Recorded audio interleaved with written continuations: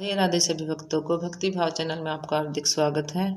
भक्तों, कार्तिक मास के शुक्ल पक्ष की प्रबोधनी एकादशी अर्थात देव उठनी एकादशी की आपको हार्दिक बधाइयाँ।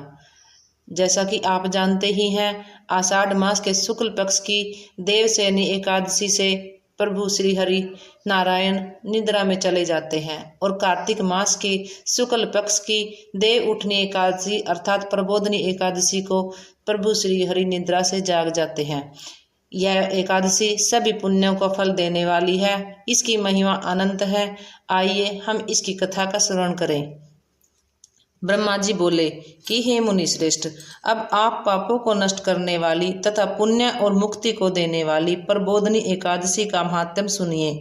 भागीरथी गंगा तथा तीर्थ नदी समुद्र आदि तभी तक फल देते हैं जब तक प्रबोधनी एकादशी नहीं आती। कार्तिक मास की शुक्ल पक्ष की प्रबोधनी एकादशी के व्रत का फल 1 सहस्त्र अश्वमेघ यज्ञ तथा 100 राजसूय यज्ञ के फल के बराबर होता है। नारद जी ने पूछा कि हे पिताजी, संध्या को भोजन करने से, रात्रि में भोजन करने तथा पूरे दिन उपवास करने से क्या क्या फल मिलता है, उसे आप समझाइए। ब्रह्मा जी बोले कि हे नारद, संध्या को भोजन करने से 1 जन्म का, रात्रि में भोजन करने से 2 जन्म के तथा पूरे दिन उपवास करने से 7 जन्म के समस्त पाप नष्ट हो जाते हैं। प्रबोधनी एकादशी के व्रत के प्रभाव से सुमेरु पर्वत के समान कठिन पाप अक्षण मात्र में ही नष्ट हो जाते हैं। अनेकों पूर्व जन्म के किए हुए बुरे कर्मों को यह प्रबोधनी एकादशी का व्रत अक्षण भर में ही नष्ट कर देता है। जो मनुष्य अपने स्वभाव अनुसार इस प्रबोधनी एकादशी का विधि पूर्वक व्रत करते हैं उन्हें पूर्ण फल प्राप्त होता है। हे मुनीश्वर, जो मनुष्य श्रद्धा पूर्वक थोड़ा भी पुण्य करते हैं उनका वह पुण्य पर्वत के समान अटल हो जाता है। जो मनुष्य हृदय के अंदर ही ऐसा ध्यान करते हैं कि प्रबोधनी एकादशी का व्रत करूंगा, उनके 100 जन्म के समस्त पाप नष्ट हो जाते हैं। जो मनुष्य प्रबोधनी एकादशी के दिन रात्रि को जागरण करते हैं उनकी बीती हुई तथा आने वाली 10,000 पीढ़ियां विष्णु लोक में जाकर वास करती है और नरक में अनेक दुखों को भोगते हुए पितृ विष्णु लोक को जाकर सुख भोगते हैं। ब्रह्म हत्या आदि के महान पाप भी प्रबोधनी एकादशी का व्रत करने से धुल जाते हैं। एकादशी के दिन रात्रि को जागरण करने का फल अश्वमेघ यज्ञ आदि यज्ञों के फल से अधिक होता है। समस्त तीर्थों में जाने तथा गौ सवर्ण भूमि आदि के दान का फल कार्तिक मास की शुक्ल पक्ष की प्रबोधनी एकादशी के रात्रि के जागरण के फल के बराबर होता है। इस संसार में जितने भी तीर्थ हैं तथा जितने भी तीर्थों की आशा की जा सकती है वे सब प्रबोधनी एकादशी का व्रत करने वालों के घर में रहते हैं। जो मनुष्य इस एकादशी के व्रत को करता है वह योगी, तपस्वी तथा इंद्रियों को जीतने वाला होता है, क्योंकि यह एकादशी भगवान विष्णु को अत्यंत प्रिय है। इसके व्रत के प्रभाव से कायिक, वाचिक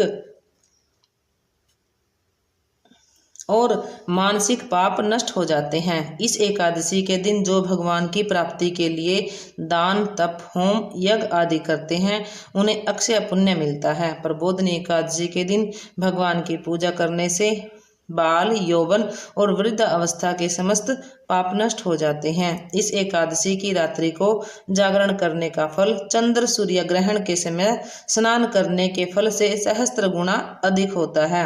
मनुष्य जन्म से लेकर जो पुण्य प्रबोधनी एकादशी के व्रत के पुण्य के सामने व्यर्थ है। इसलिए हे नारद, तुमको भी विधि पूर्वक विष्णु भगवान की पूजा करनी चाहिए। जो मनुष्य कार्तिक मास में धर्मपरायण होकर अन्य व्यक्तियों का अन्न नहीं खाते उन्हें चंद्रायन व्रत का फल मिलता है। कार्तिक मास में भगवान दान आदि से उतने प्रसन्न नहीं होते जितने की शास्त्रों की कथा सुनने से प्रसन्न होते हैं।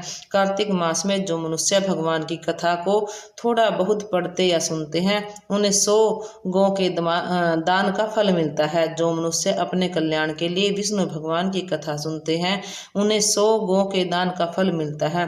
मनुष्य अपने कल्याण के लिए विष्णु भगवान की कथा सुनते हैं वे अपने कुटुंब का उद्धार करके 1 सहस्त्र 100 गोदान का फल पाते हैं।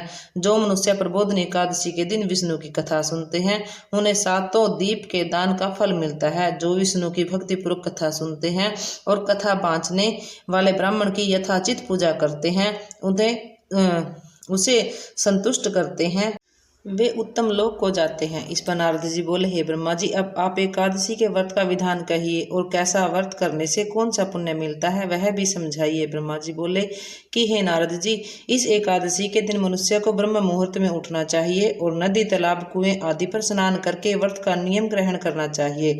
उस समय भगवान से विनय करनी चाहिए कि हे भगवान, आज मैं निराहार रहूंगा और दूसरे दिन भोजन करूंगा, इसलिए आप मेरी रक्षा करें।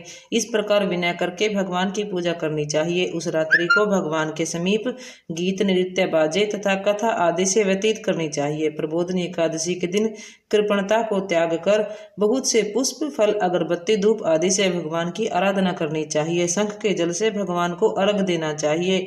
इसका समस्त तीर्थदान आदि से करोड़ गुना फल अधिक होता है। जो मनुष्य पुष्प से भगवान की पूजा करते हैं उनके सामने इंद्र भी हाथ जोड़ता है। कार्तिक मास में जो बिल्व पत्र से भगवान की पूजा करते हैं उन्हें अंत में मुक्ति मिलती है। कार्तिक मास में जो मनुष्य तुलसी जी से भगवान की पूजा करता है उसके 10,000 जन्म के समस्त पाप नष्ट हो जाते हैं। जो मनुष्य इस मास में श्री तुलसी जी के दर्शन करते हैं या छूते हैं, ध्यान करते हैं या रोपण अथवा सेवा करते हैं, वे 1000 कोटि युग तक भगवान के घर में रहते हैं। समस्त मनोकामनाओं को पूरा करने वाले भगवान कदम के पुष्प को देखकर अत्यंत प्रसन्न होते हैं। यदि उनकी कदम के पुष्प से पूजा की जाए तो यमराज के दुखों को नहीं पाते। जो गुलाब के पुष्प से भगवान की पूजा करते हैं उन्हें मुक्ति मिलती है। जो मनुष्य बकुल और अशोक के फूलों से भगवान की पूजा करते हैं वे अत्यंत काल तक शोक से रहित रहते हैं।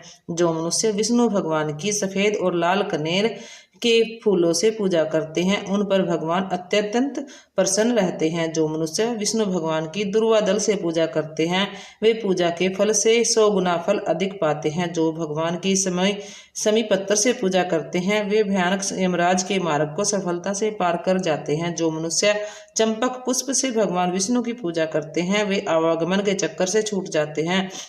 जो मनुष्य स्वर्ण का बना हुआ केतकी पुष्प भगवान पर चढ़ाते हैं उनके करोड़ों जन्मों के पाप नष्ट हो जाते हैं। जो मनुष्य भगवान की पीले और रक्त वर्ण के कमल के सुगंधित फूलों से पूजा करते हैं उन्हें श्वेत दीप में स्थान मिलता है। इस प्रकार रात्रि में भगवान की पूजा करके प्रातःकाल शुद्ध जल की नदी में स्नान करना चाहिए। स्नान करने के पश्चात भगवान की पूजा करनी चाहिए। इसके बाद इस व्रत की समाप्ति पर ब्राह्मणों को भोजन कराना चाहिए और दक्षिणा देकर मीठे वाक्य द्वारा सभा करनी चाहिए। इसके उपरांत भोजन, गौ और दक्षिणा से गुरु की सेवा करनी चाहिए। ब्राह्मणों को बहुत सी दक्षिणा देकर इस नियम को छोड़ना चाहिए। ब्राह्मणों को यथाशक्ति दक्षिणा देनी चाहिए। जिस ब्राह्मण को रात्रि में भोजन करावे उसे स्वर्ण सहित बैल दान करना चाहिए। जो मनुष्य यात्रा स्नान करते हैं उन्हें दही और शहद दान करना चाहिए। जो मनुष्य फल की आशा करते हैं उन्हें फल का दान करना चाहिए। तेल की जगह घी और घी की जगह दूध और अन्नों में चावल दान करना चाहिए। जो मनुष्य इस व्रत में भूमि शयन करते हैं उन्हें सब वस्तु सहित सैया दान करनी चाहिए। जो मौन धारण करते हैं उन्हें स्वर्ण सहित तिल दान करना चाहिए। जो मनुष्य बालों को धारण करते हैं उन्हें दर्पण दान करना चाहिए। जो मनुष्य कार्तिक मास में उपनाह धारण नहीं करते उन्हें उपनाह दान करना चाहिए। जो इस मास में नमक त्यागते हैं उन्हें शक्कर दान करनी चाहिए। जो मनुष्य नित्य प्रति देव मंदिरों में दीप जलाते हैं उन्हें स्वर्ण या तांबे के दीपक को घी तथा बत्ती सहित दान करना चाहिए। जो मनुष्य चातुर्मास व्रत में किसी वस्तु को त्याग देते हैं उन्हें उस दिन से पुनः ग्रहण करना चाहिए। जो मनुष्य प्रबोधनी एकादशी के दिन विधि पूर्वक व्रत करते हैं उन्हें अत्यंत सुख मिलता है और अंत में वे स्वर्ग को जाते हैं। जो मनुष्य चातुर्मास व्रत को बिना किसी विघ्न के पूरा कर देते हैं उन्हें फिर दोबारा जन्म नहीं मिलता। जो मनुष्यों का व्रत खंडित हो जाता है वह नरक को जाते हैं। जो मनुष्य इस एकादशी के महत्व को सुनता व पढ़ता है उसे अनेक गोदान का फल मिलता है। कथा सार। स्वाध्याय। तपस्या व त्याग की दृष्टि से चातुर्मास्य का नियम बेहद महत्वपूर्ण है। भगवान श्री विष्णु की भक्ति में लीन होने के लिए यह समय अत्यंत उत्तम होता है। गृहस्थ में बंधा व्यक्ति भी चातुर्मास्य में भगवान विष्णु की भक्ति का पूरा लाभ उठा सकता है। बोल श्री हरि श्री विष्णु भगवान श्री नारायण की जय हो। राधे राधे।